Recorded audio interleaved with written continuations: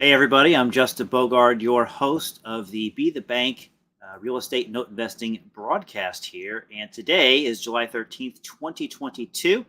And we got a good lineup today. We're going to be talking about what I call the triple closing, or AKA the trifecta. We're going to be discussing that with my friend Richard Thornton again. And we got a couple of loans that we want to offer for sale and kind of show you guys of what kind of inventory that we have for today. So stay tuned.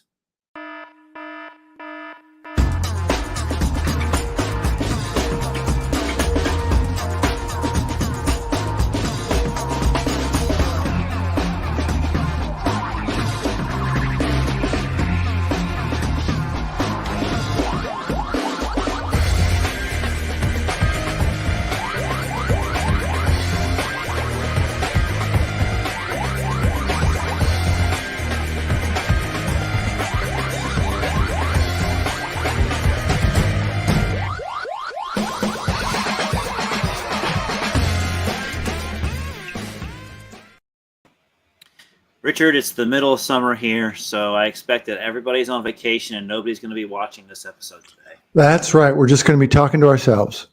That's okay. It'd be like an everyday conversation that we have, right? That's right. That's right. Except for recording it for those that want to listen. That's right. So I hear you are flying out tonight. You are in California time. For those that don't know, Richard's out in California, so he's on specific. He's on Pacific time, and so you're heading to Dallas. I am. I'm going to the summer summit for Note School, and we will see what is going on there and new in the note world. Very exciting. You make sure you tell everybody there I said hello, since I am unable to make it this year. I will. Anything new going on in your world, Richard? The market is slowing down.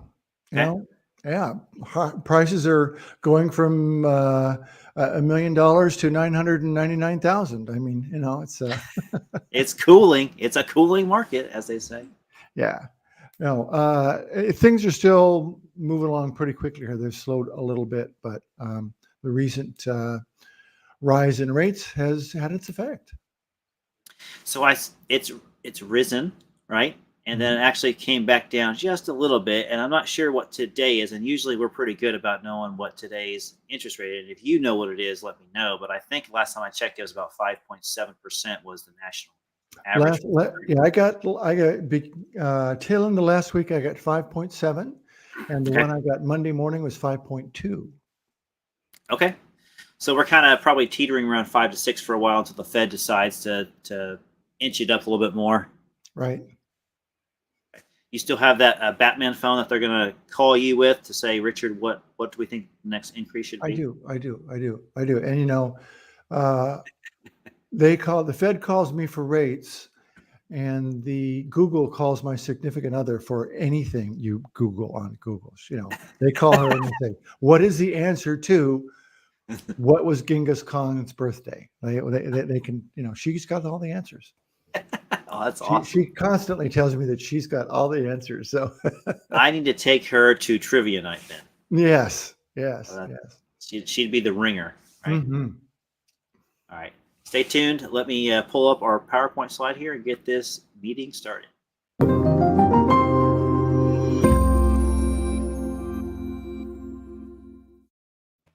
right, those of you watching today, this is Richard and I's Be the Bank broadcast that we do monthly, and it wouldn't happen without some sponsorship. And so I just kind of like to go through our sponsorship slide here. I can't talk today, Richard. I'm kind of fumbling my words around. You gotta watch your tongue there. I mean, you kind of sponsorships might come out wrong. It might have.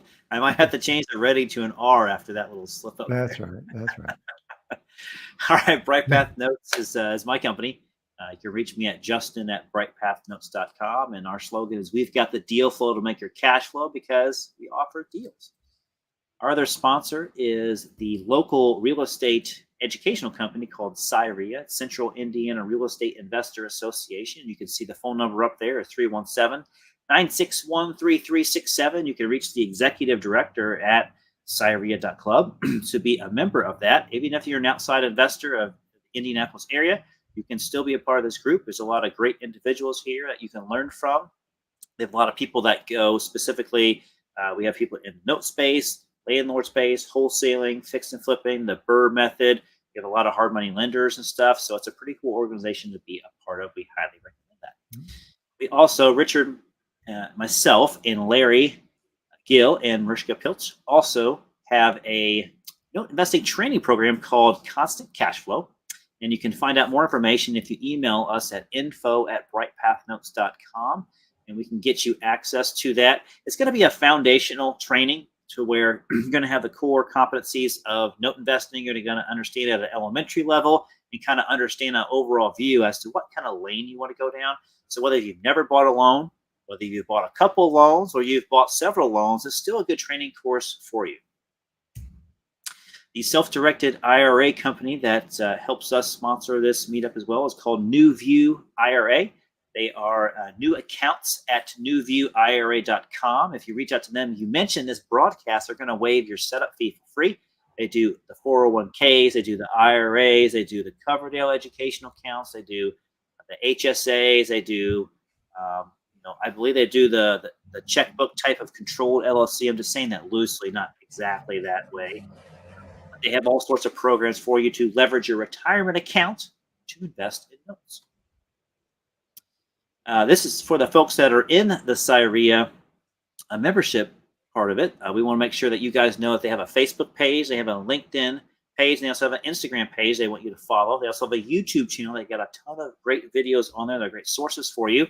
You also need to sign up for the PHP credits. You just wave out your little smartphone. I don't have mine in front of me. You pull out your camera, you put it over that QR code there.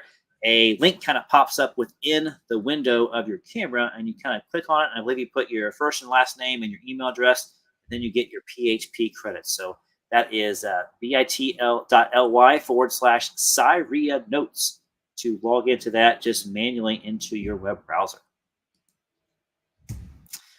All right. So last but not least is the Be the Bank podcast now is something that I do outside of this monthly live stream. And I aired episode number 14 today, and we actually discussed the triple closing on that. So if you were fortunate enough to listen to that highly anticipated episode, Richard, you would have gotten a prequel as to what we're going to be talking about today.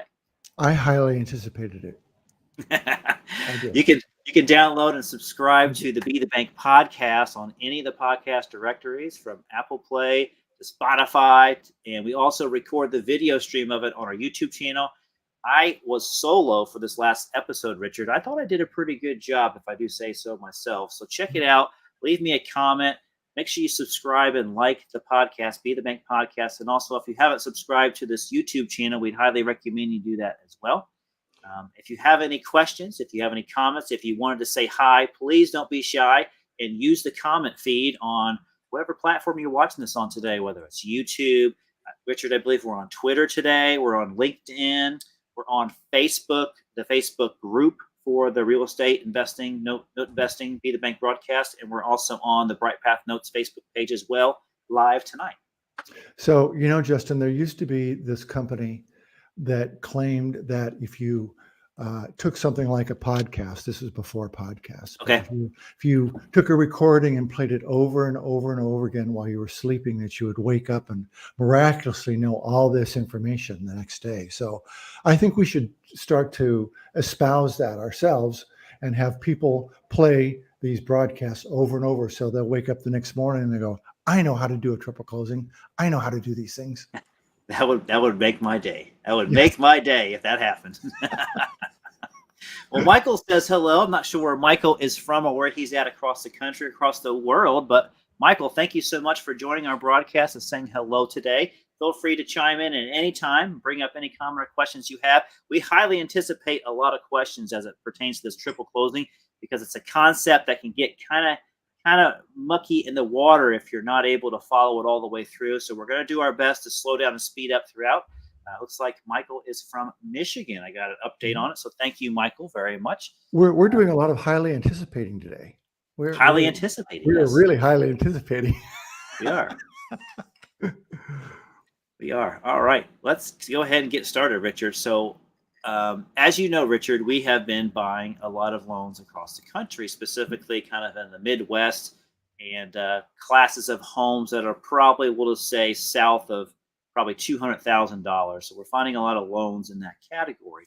and of which Richard and I have discovered that we're running into realtors that are learning about seller financing and owner carryback, and we're running into wholesalers that are also getting into this as well. And so when the wholesalers and realtors are talking to us, Richard and I are able to kind of explain, hey, look, there's a few things you want to know and a few things you want to do about this deal that could really make it spicy for someone like Richard and I to buy it. And we pay pretty good premium for it per se. And we can even fund it at the closing table as well.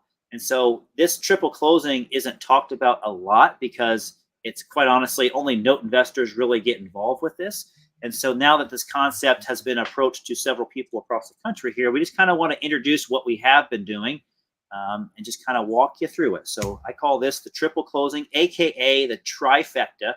And you notice there's a little guy juggling the bowling pins there because it is a juggling act, Richard, as you know. Mm-hmm. And it does take some brain power because you have to manage this process. You have to architect the entire deal and you have to see it from start to finish. But I promise you, it's worth it. Yes, it's worth it. So we're going to have a closing. And if you guys have heard of A to B closing, B to C closing, and ABC closing, that's what I want to kind of set the framework for today. So let's just go back to the basics real quick. And please chime in a comment or a question if you have along the way. We will pop it up during this part of the presentation because we do understand this is going to get kind of confusing a little bit. So if something is not driving with you, please chime in at any time. So we got this house, Richard, right? And in order to commence a sale on a house, you have to have a seller and a buyer.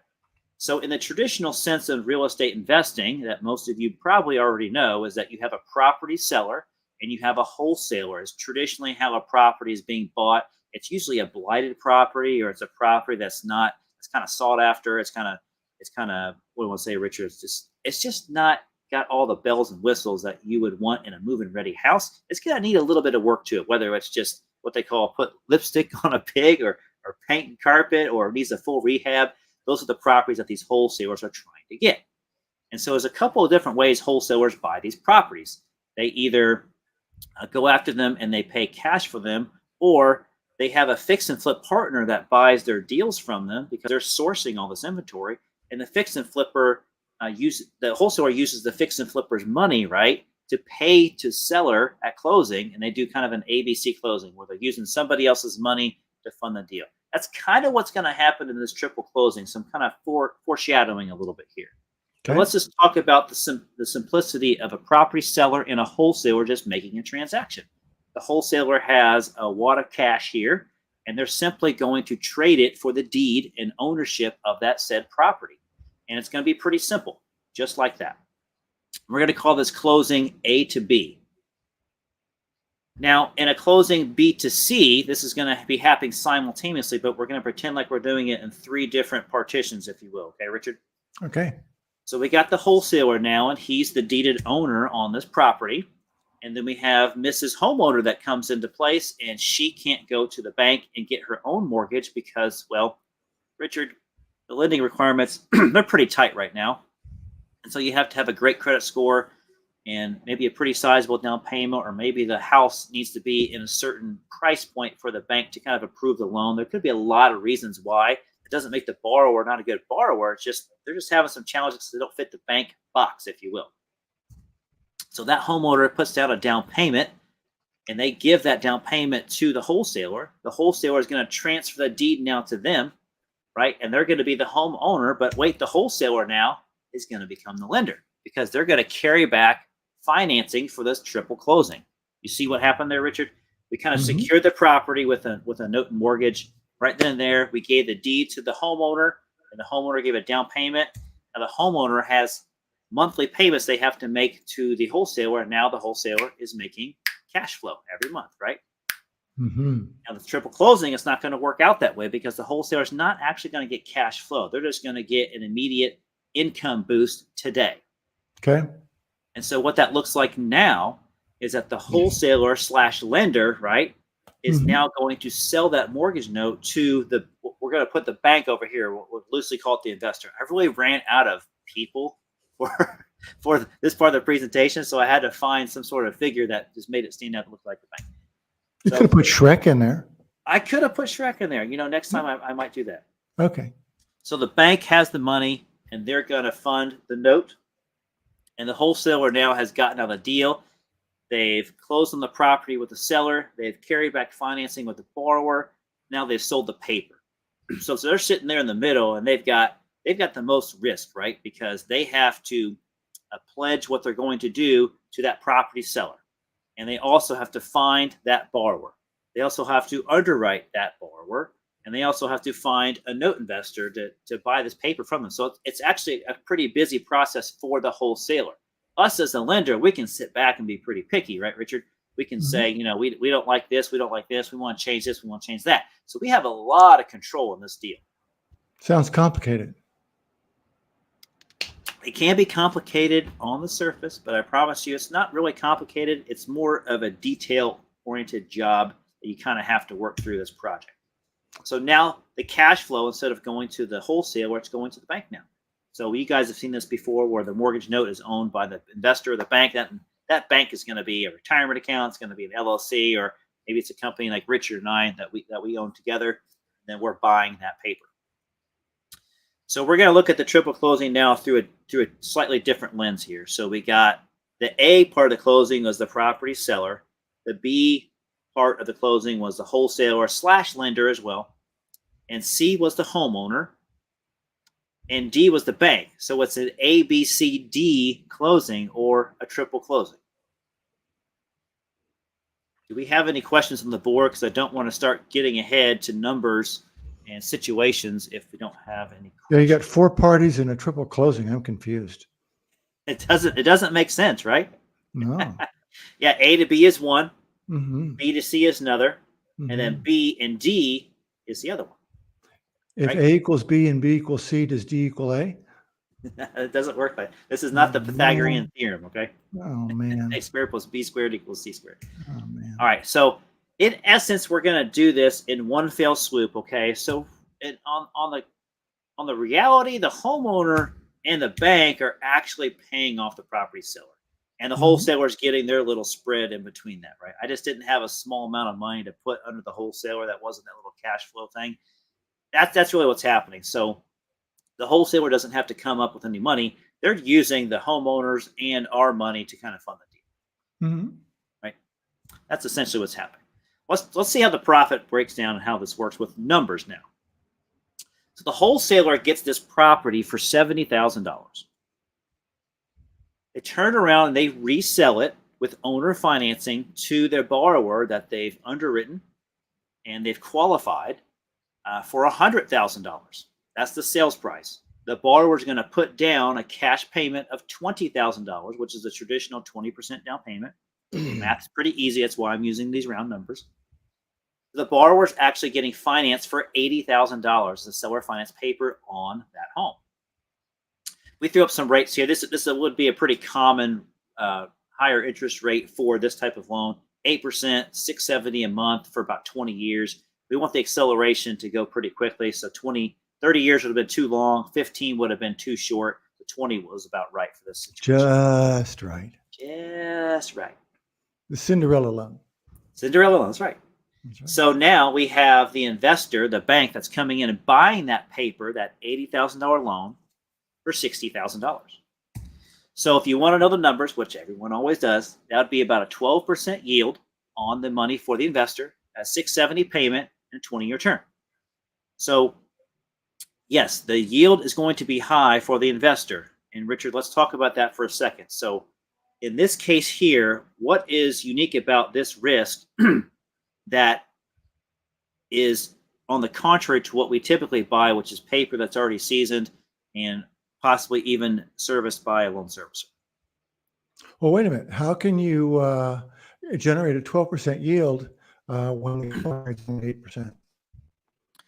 So the discount there, for those of you that didn't notice that, there is an $80,000 balance owed by the borrower, and we're buying that $80,000 balance for $60,000. Mm-hmm. So there's a $20,000 difference right there. And that discount causes our yield to go up higher because we are still receiving 670 for 20 years, and the borrower So is being charged 8%. So that means our overall return is going to be much higher than the 8% interest rate. if I had an $80,000 loan, why would I want to sell it for $60,000? So if you're the wholesaler in this situation, you have paid $70,000 for this home. Mm-hmm. You have also received $20,000 in cash immediately. So Right. what is your cost basis at this point? At this point, I've spent $70,000, but I've got 20,000, so I'm at 50. Correct. So you're at $50,000, and I'm going to give you $60,000 for the paper. So they Okay. just made a profit of 10 grand, just pretty clean and easy. Okay. I think a wholesaler would be pretty happy with that deal. Right, but couldn't I have sold it for $20,000 and gotten the full $20,000 some other place? They could have turned around and sold it for fix and flipper. So this situation doesn't happen in every closing. This is just where you have a borrower that you find and they want to live in a home. This is a way that everybody can win. The property seller gets what they want, the wholesaler gets a fee, the borrower gets a home, and they get a note carried back for them, and they don't have to go to traditional bank. And the note investor has a note that they've just harvested and created on their own. That's going to be very strong for them in their portfolio. So if I'm the wholesaler in this case, I'm willing to take a discount off the 20,000 because I know I've got a ready, willing, and able buyer, and I can roll my money easier, right? Yep, exactly. So they have no money out of pocket. So Right. they have an infinite return no matter what they get. Right. So Good. this is a great deal for them. Okay. So now let's look at the note holder option. So once you have this paper, now you as the note holder, you've architected this deal, you've created this inventory, and so now you've got options of what you can do. So this $80,000 loan at 8%, we're just going to use easy math to do an annualized return, and we're going to say you're going to collect 12 payments over the course of the year. So that's about 8 grand in your pocket. So now, Richard, how much did we pay for this note? Paid 50. We paid 60 for the note. Oh, okay. Right. We paid 60 grand for this 80 grand note. Right. We collected we collected about 8 grand. So we actually, our cost basis is about what you said, 50. So about 52,000 is our cost basis today. Right. So after those 12 payments come in, we're down to 52,000 that we have in our cost basis. The unpaid principal balance, it went down less than $2,000, about $1,700 in 1 year of payments that they've made 8 grand, but they only principal balance only went down 1,700. I just love seeing that every time, the amortization schedule, how that works in favor of you if you're the bank. Mm-hmm. So now the $78,000 loans, we can do a lot of things with it. We can get creative with it. We can talk about hypothecating. We can talk about partials and stuff, but we're just going to keep it simple and say, let's say we just wanted to sell it after 12 months. We got our cash flow for 12 months, and now we sell it and we want to make a profit. Let's see what it looks like. We're probably going to sell the rest of those payments for about $70,000. We're going to be giving the other investor about a 9.5% yield on their money to buy a full loan, right? And taking all the risk and the accountability. That's set up with a professional loan servicer. It's been underwritten. It's been seasoned for 12 months. This is a very low risk deal for that investor to buy into. Would you agree, Richard? I would. And so there you have it. So if we sold it for 70 and we had 52 into it, that's an $18,000 profit in 12 months. Mm-hmm. Ta-da. Ta-da. Mm-hmm. So the wholesaler made 10, the note Right. investor made 18. Mm-hmm. And somebody got a home that they might not have been able to have gotten because they couldn't qualify for whatever reason. And the note investor had the option of cash flow, cash today, or cash tomorrow. So they got all these options that they can do with this. This is just one option. Just want to show you how this happens. So this triple closing causes a lot of great opportunity for us note investors. Yeah, and as we are finding out, a lot of realtors and people like to do this because basically they can get a commission up front. Yep. And get a property and sell it to us and roll their money and make another profit so they can go out and make another commission. So they make money all the way around. So it works quite well. Yeah, everybody wins in this situation. It's a happy ending for everybody, so to speak, right? So everybody is is moving on. They're getting what they want, and the wholesaler and the note investor are able to roll their money kind of multiple times here, and the realtor, if a realtor is involved as well. So it's kind of a unicorn, if you will, where it kind of everybody wins. This is how strong seller financing is, and you're going to see these opportunities a lot more if you're out there and you're hustling and you're buying properties and stuff. You need to look at some of these models that we do and see if it fits the specific deal that you have in front of you. Because I promise you, you're going to leave money on the table if you don't put one of these as your options to buy that property. Right. So I'd like to add too, I mean, this is a nice, safe performing note.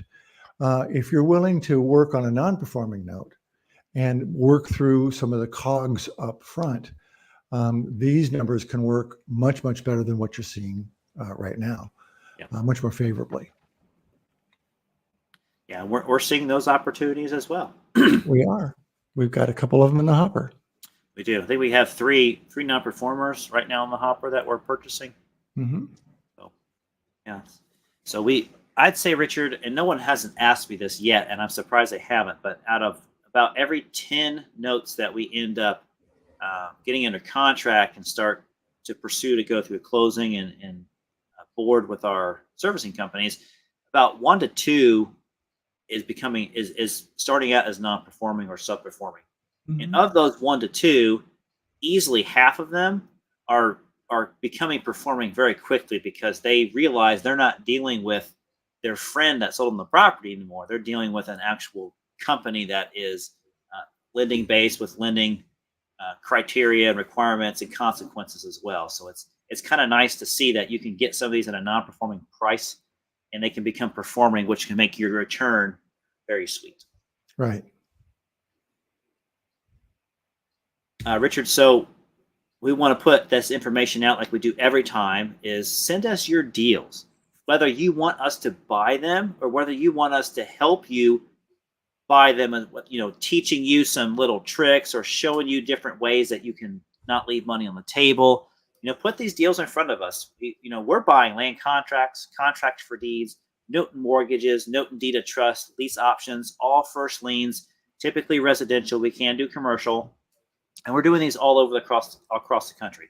Take out your smartphone if you have a deal and wave it over this camera. If you're watching the replay, go ahead and pause it and put your camera over this. This is going to get you to our form page. And this form page is where you can fill in all the information you have about the note so that Richard and I can underwrite the deal and give you a price for it. Or if you're needing some help on buying it yourself, we're happy to give you some advice as well. Right. So, Richard, speaking of deals, let's go ahead and talk about a couple of deals that we have bought recently and that we're actually putting out there to sell. So we're going to be transparent with you guys, and you're going to be first look at exactly what kind of we have and the reasons why they're priced the way they are, and what are some good things and some risky things maybe about each one that makes them unique and different, and to see if it fits your portfolio. All right, Richard, so this is a classic example of a home in the Midwest that's, a one-story or a ranch that has 2 or 3 bedrooms and a detached garage. You notice, I think they're rolling an Escalade back in the back, Richard, right there. I think that's a pretty nice little Escalade truck there. I think so, too. I always wondered why people would get Escalade trucks. I mean, it's, isn't that an oxymoron? Cadillac and a truck? I mean... Yeah, they got the Cadillac Escalade is that big SUV. This one, I don't think it's called the Escalade. I think it's called a different model, but it's basically the Escalade, but you're taking the back roof and side off, right, to make a truck bed. You know what? I saw this last week. We were, as you may know, we were traveling throughout Oregon and Washington and California, and I think we saw 4 Rivian electric trucks. Oh, $150,000 a pop. So they're a little bit expensive, but you're starting to see a lot more of them. I guess I shouldn't be surprised with the way gas prices are and how the auto companies are trying to push more electric vehicles. So that's a pretty salty price tag too. It is, but that will give it a year or so, and that's going to drop significantly. If you guys have any questions about what's going on in here, chime in. If you're watching the replay of this, because we know a lot of you end up watching the replay of this, you can still put comments in here. We're going to see them. It may be delayed to where it might not get back to you the same day, but put the comments in there or reach out directly to us at our email addresses, and we're happy to help walk you you through some things or re-explain stuff, even over a phone call. We're happy to do that for you guys. So Justin, why did this seller want to sell this note? Well, you talk to him, Richard. You tell us. I got to throw that back to me. Yeah. Well, she was tired. She was a nicer, older woman. Yeah. And, she had other things that she wanted to do.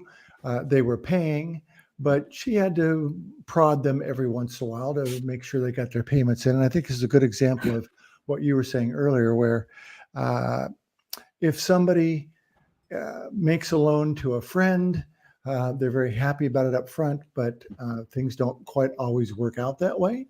No. And so payments were lagging, and she was getting tired of it. Yeah. This situation was, as we talked about before, Richard, when we start going through what Richard and I call the discovery process of closing a loan. So Richard is our front end part of the operation, to where he's talking with these sellers and he's getting information from them so that we can quote, and then he's ultimately getting them to transition into selling it to us. And so then once it's being sold to us, I kind of am talking with the seller and I'm gathering this information. And sometimes it's a little bit different than what Richard has been told in the beginning. And so this is the case for this one, to where some payments were missing, and you discover some things about, there's delinquent taxes, a couple of years back. The homeowner's insurance hasn't been being paid. You just discover these things. They're not bad things per se, but there's just little bumps in the road. So this was a land contract when Richard and I quoted it, and we're getting ready to buy it.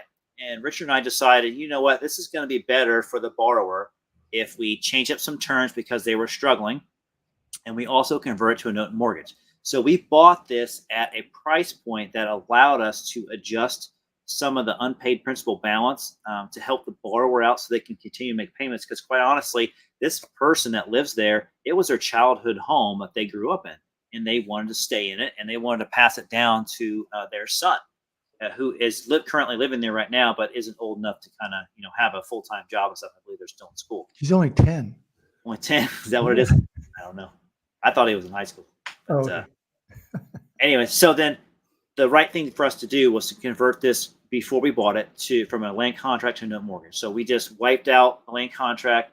We threw in all the extra things that the borrower needed: the insurance, paid off the taxes, paid the delinquent water bill, whatever else was liened against the property, had that taken care of, put the arrearage account, added all back on there, and created a new note.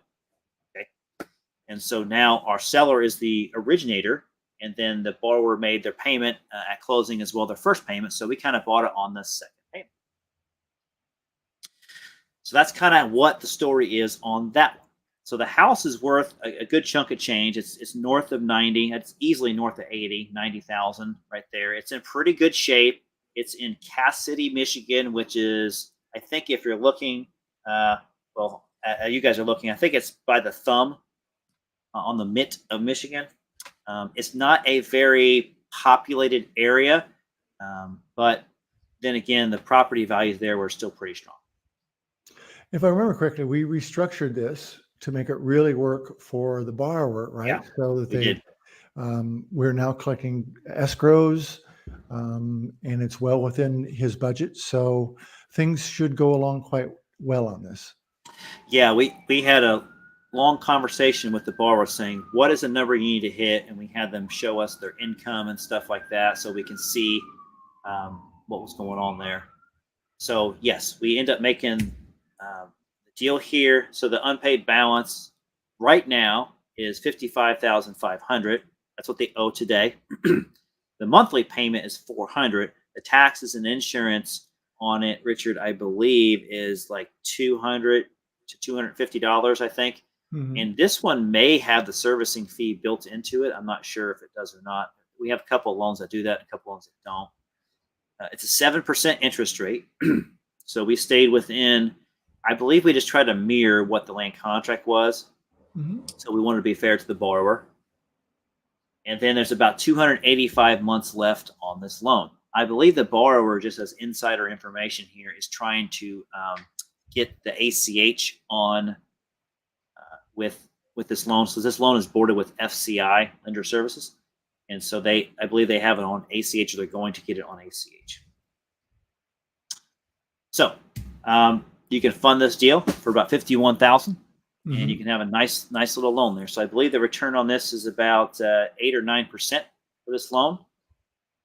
It's got a great investment to value, which is you put in 50 and it's worth 90, so you're easily at a 60% investment to value there. So you're very well protected as the lender, and you got a nice little differential between what they owe and what you pay for it. There's about a $5,000 differential there, so it's quite a nice little loan there. And it's newly converted into a note mortgage with a lien policy as well. Right. So that's that one, Richard. We'll call it the Michigan deal. The other two deals are actually both in South Carolina, coincidentally. I didn't do that on purpose. That's just the three that I picked to put up on here today. Okay. So, Richard, you were not involved with this particular sale because this didn't come from our marketing program. Right. This is one of those deals where it comes from a friend of a friend, if you will. So someone that we did business with knew somebody else that was doing seller financing and told them what we were doing. And so then they contacted me directly. Actually, it was a broker of ours that sends us a lot of deals, set us up with a deal we closed on. And the guy that we closed with told someone else about it. And that's how this deal came to be. Okay. So it's like my second cousin twice removed from our former marriage type of deal, right? And it happens. Yeah. So this is a performing loan. It is, the property is valued at 130. The pictures, yes, they're not as great as we would like. It looks like there's a metal roof on it. The chimney looks in good shape. It has a nice upper deck there on that that two-story part of the entire home there. It's sizable. Richard, I'd gathered to say it's almost 2,000 square feet with having that upper unit up there. Right. This is in Camden, South Carolina, and I believe Camden is closer to North Carolina border in between, Greenville, Columbia, and we got something else. So I think it's like north and east of Columbia and closer to North Carolina border. To give you a reference point. I just like that. Right. This is a newly originated note and mortgage. So this particular person is a wholesaler that brought this deal to us, and they're pretty sophisticated wholesalers. So they knew what they were doing. They had already used our underwriter, who is called the underwriter, out in Arizona, and so the borrower went through the process, and so they passed the affordability repay checks, and they showed their credit score, they showed their income and their debts, and everything looked great for that. So they were creating a new note and mortgage. Right. The property, I think it sold for, I should have put this down. I want to say they put down about $25,000 cash as a down payment. So their loan balance was about $123,250. So $25,000 down, is that a good down payment? That's pretty good for this size, for this property. Pretty good. Right. So Michael wants to know if this was a performing note. Yeah, this is a performing loan. It was a newly originated loan, and it is performing right now. Yes. Okay. So the borrower brought in a sizable down payment. They brought in their first payment. They brought a letter in showing, because it needs some rehab work on the inside, like paint, carpet. They need to put some new appliances in there and fix some of the cabinets. So what I would call minor stuff. And they have a plan, and they have already, they made a letter. They kind of a plan in place exactly what they want to do. And they do have money in their bank account to do this rehab work as well, because we wanted to make sure they didn't exhaust all of their money in the down payment, stuff like that. So there's some protection here. Okay. So this payment's pretty nice. It's about $950 a month of just principal and interest. There is an escrow that is being taken out for this. I just didn't put it down there because we're just talking about the relevance of principal and interest here. It's an 8% rate, so it's a pretty good rate for this high of a loan amount. So it was a $300 payment note, and it's got about $299 left. So things are rolling. It's being boarded with, I think it's being boarded with BiFi Loan Servicing. They're out of New Jersey, and so that loan is ready for sale. So this is gonna be offered for $100,000 for this note. You get about a 10.5%, I believe, yield on this. There's a pretty sweet yield on this money. this loan is priced differently than the loan you saw before because it may be perceived as a little bit more risk because it has, a payment in there. Now, the reason why we bought it was because it's underwritten, right? So we showed proof of income, we showed proof of their liabilities, we showed their credit score and their ability to repay this debt based on their income and debts.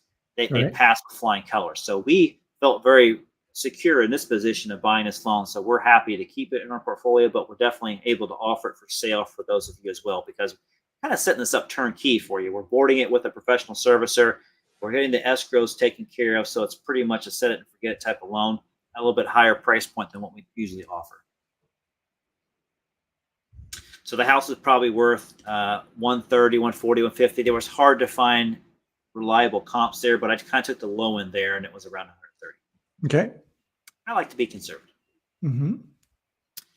The last one on here, it looks like they have the Clemson little rock in there, and that mulch. It's another performing loan, and the total property value, and I'll get into why I say that here, is about $135,000. It's in West Columbia, South Carolina. It's actually another, the first one land contract? No, this is a land contract, and it's actually two parcels. So the first one you're seeing is where the borrower actually lives on this manufactured home, very well maintained. The pictures are excellent. They have a detached garage nearby, and they own another parcel as well. That's the one, I believe, right next to it. And it has a kind of a rundown trailer on it. It's not worth very much. But what happened was the borrower had, let's just say, a girlfriend, and the girlfriend owned this other property, and this current borrower owned another property. They're right next to each other. So what they did was they just assumed the other mortgage, and they just kind of wrapped them all into one. And the guy that sold us the loan just made a land contract that encompassed two different properties. So it's a land contract with two properties that are inside the land You got to watch out for girlfriends. contract. They'll get you. That's right. All these are performing loans. If you guys have questions, don't be afraid to type them in the comments. If you are watching the replay of this, you absolutely need to ask questions so that we can answer them for you. This looks like it was a mobile home. So this is a manufactured home. So that means that the trailer has been disassembled from the bottom to where it's fixed to the land. There is a mobile home on the other parcel that I didn't show the picture on because, quite frankly, it's not habitable type of mobile home, and I don't even think it's actually. I don't even know if it is. What do they call it, Richard? There's a word for it. You put it on title. You like affix it to the title. You mean chattel? Remember. Yeah, you do that to the mobile home to attach it to the deed, so it's known that it's permanently staying there. Yes. So the balance on this is just under $80,000. The principal and interest is $850 a month. Pretty good there. It's got a 10% interest rate, which is really nice. And this has a lot of seasoning to it.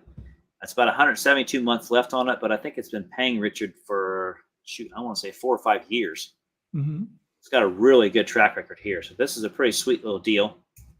We're offering this for about $76,000. Again, that's about a 10.5% yield on your money for a note like this. So if somebody's paying 10% and they've been paying that for 4 or 5 years, why would they stay, and the value's gone up, why would they stay on that loan? Why wouldn't they refinance it? They can't refinance. They don't fit the bank box. Okay. If they could refinance, they probably would, or they just don't know any better. Right. The reasons why just baffle us every time. Right. And I think a number of people, from what my conversation is, they get complacent and they say, Yeah. oh, gee, I can pay $850 a month. That's no big deal. I really don't like dealing with numbers. Let's just pay it off. And they don't really stop to think that they could save a whole lot of money in interest. Right. They're just not that sophisticated. Right. Yeah, if they look at the amortization schedule, what they pay in the life of a loan, and if they try to pay it off early or try to get, a rate reduction, they would be amazed at how much money they can save.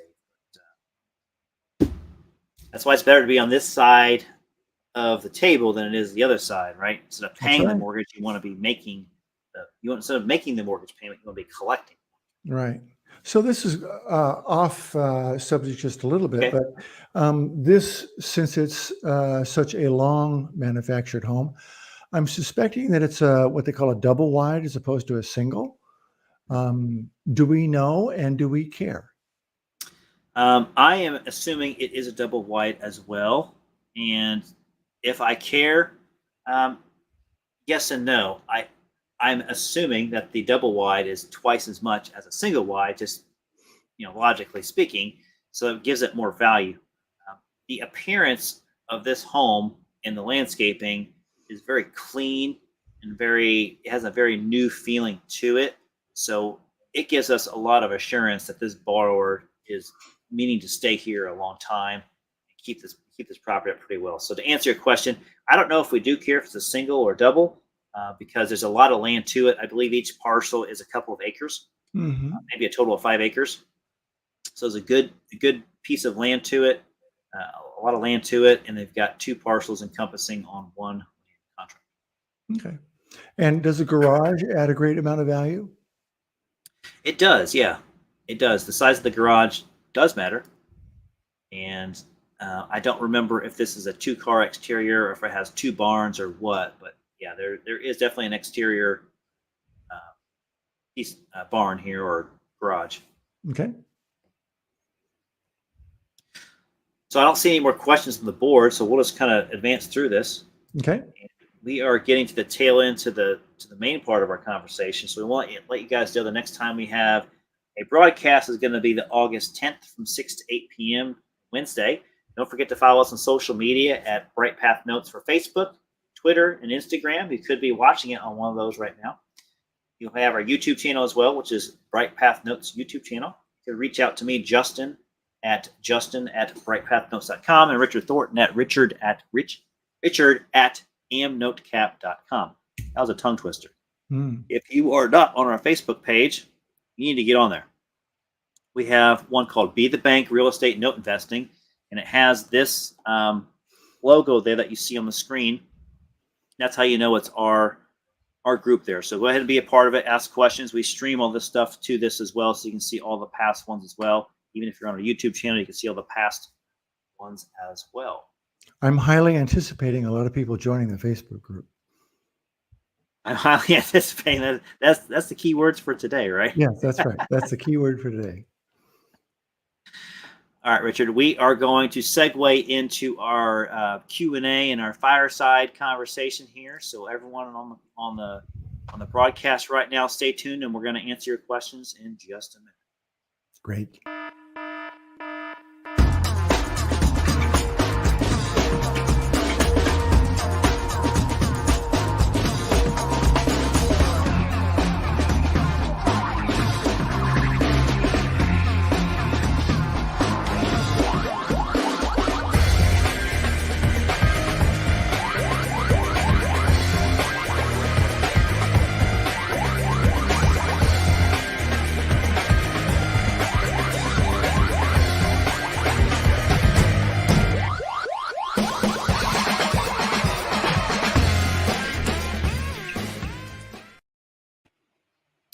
All right, welcome back. Welcome back. All right, our friend Michael, and thanks, Michael, for chiming in today and all the comments that you have. He wants us to review the Cassidy property again. So I'll let you watch the replay to go back and actually see the PowerPoint slide of it, just because I already kind of tucked it away for part of the presentation. I didn't catch your comments till after I hit the outro button there. But overall, if you want to know a specific part about that deal, go ahead and chime back in and let me know a specific part, whether it was the price point, whether it was how we bought it, or what. But I'll give you the quick overview. So the overview is we had this land contract that we were buying from a seller, and the borrower was struggling to make the payments to the seller because with the monthly payment they're making, plus he was trying to keep up with taxes and insurance and stuff on top of that, he wasn't able to keep up with it. So we restructured the entire deal to be a note and mortgage. We lowered his monthly payment, kept his interest rate the same, and so we added on insurance, the delinquent taxes, and the water bills and other liens that he had to his unpaid balance in his arrearage account. then made a new note. So he's basically starting over fresh and clean, and he's not behind. That's kind of how it got manifested. And then we bought the loan as a note and mortgage at the funding table, and he made his one payment, and we boarded it with FCI Lender Services. If that got you to your answer, Michael, just give me the yes. If not, go ahead and type out your specific question, and I remember most of that deal, so I probably can answer it here live on YouTube or whatever you want. So, Richard, what do you think about today's broadcast? Well, I think we had a good number of notes for people to look at. Michael says he can watch the replay. Awesome. Thanks, Michael. Yeah. I think we would do well to talk about some non-performing notes at some point, since we are getting, that we are getting a lot more requests for those, and they are a whole different market.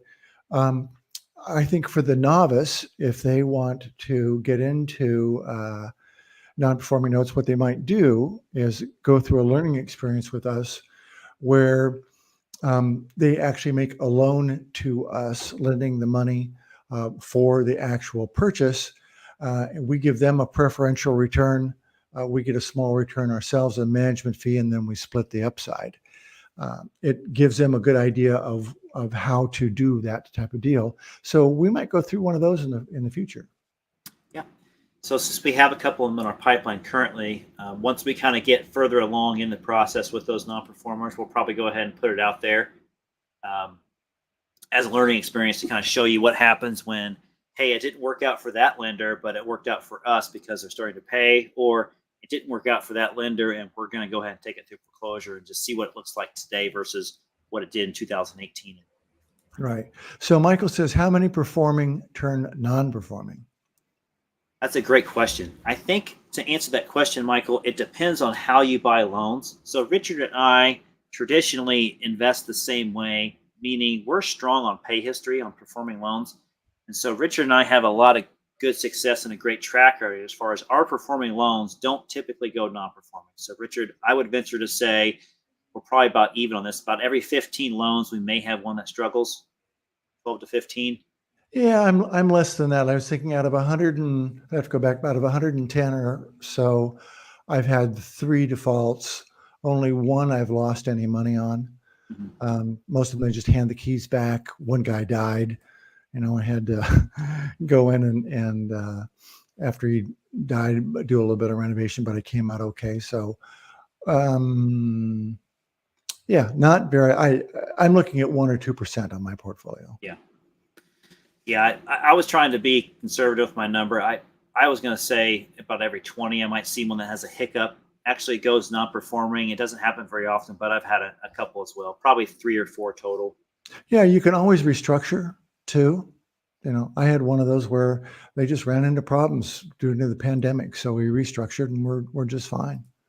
So Michael's got another question. Or no, John's got a question. Yep. Right. By lowering payment, did you increase time for full amortization? Now you're talking. So that was the art of the deal, really, is because we were in control of how to dictate what this was going to look like. So the number one criteria was, how do we lower the monthly payment for the borrower? That's all he cared about. The amount of money that he owes, how long he has to pay back, that stuff doesn't matter to him. It matters to us now, because now we can look at it and go, okay, if you need this $400 number, that's the magic number. How do we make this work in our favor? So we were able to stretch the amortization a little bit longer to give us more interest, and we're able to add fees and stuff like that into the unpaid balance to kind of help us offset the fact that we wanted a higher payment, but because we didn't, we had to get creative as far as what we were trying to make his unpaid balance be today. Right. And Michael says, do you have to restructure? Yeah, as soon as you were talking about restructuring non-performing loans, Richard, Michael had just chimed in on that. So yeah, so when a loan starts going non-performing, there are 3 things that we do.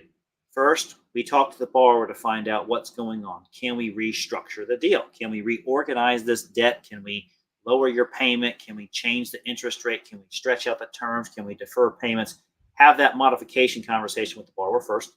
If that doesn't work out, step 2 is you want to get the deed in lieu of foreclosure, meaning you want to have them sign the property back over to you as the lender, and then you get the property back very quickly, and they walk away with cash in their hand, and you have a clean house that isn't broken or damaged, and you can take control of it quickly. The last thing is most expensive and time consuming, which is foreclosure. Right. And if the fourth option, which you didn't mention, is if none of those work, you send out BB LaRosa with his brass knuckles, right? The nuclear option. Mm-hmm. The nuclear option. That's right. Great questions tonight. Great questions. Yeah. So I imagine on the replay, when some folks watch it, they're going to have some questions about the triple closing. But yeah, it's pretty fun. It can be complex. Don't do it by yourself if you've never done a deal before. Recommend you partnering with a note investor like ourselves. We're happy to walk through the deal with you and help point out things along the way that can make it even sweeter for you. Yeah, I've got a number of clients who are wannabe investors full-time, and they're nice. They disclose that up front. And I said, look, I'll be glad to do a partial with you, and you'll have to take a little bit of, a lower rate to get started, but it's, as far as I'm concerned, worth the education, because I'm glad to walk them through the process and they get to know how it all works and things like that. So it's a great way to sort of, especially if you've got a full-time job, it's a great way to slide into the market and to avoid expensive mistakes. It can happen. It can sneak up on you before you know it. Yeah, there's one person who we both know, who will remain nameless, but he has actually sold some unsuspecting novice buyers deals that I would never do. I mean, you just look at the real estate and you go, there's no way in hell I'm going to, even approach that. So you have to be kind of careful up front. You have to really kick the tires and get to know what you're doing up front. Yeah, exactly. Well, Richard, it's getting to the top of the hour here, so we're going to start tapering off our conversation here. And was there anything today that we missed that we should have talked about before we start getting into the goodbyes? Did anybody highly anticipate anything that they really wanted to ask and it was not covered? Every time. Every time. You got to throw it in there, right? Right. All right. Well, don't forget to subscribe to the Bright Path Notes YouTube channel so you can see the replays and the future live events for all of these broadcasts that we do. You will also get access to the video feeds of all the podcasts that we do on the Be the Bank podcast, which comes out every other Wednesday. And episode 14 came out today. So we highly encourage you to go ahead and subscribe to that podcast, please, and listen to it. Richard's on there quite a bit as well, and I interview other people in the note business as well. So I would love your feedback on it, and I would highly appreciate a subscribe and a like, whatever you can do to boost us out there on the social media stuff.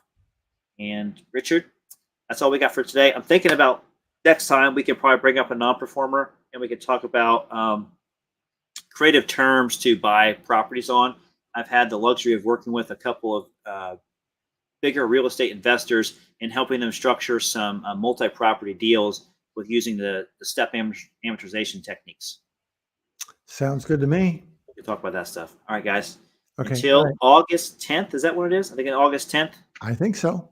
The second Wednesday of the month. We'll see right. you later, guys. Okay. Bye-bye.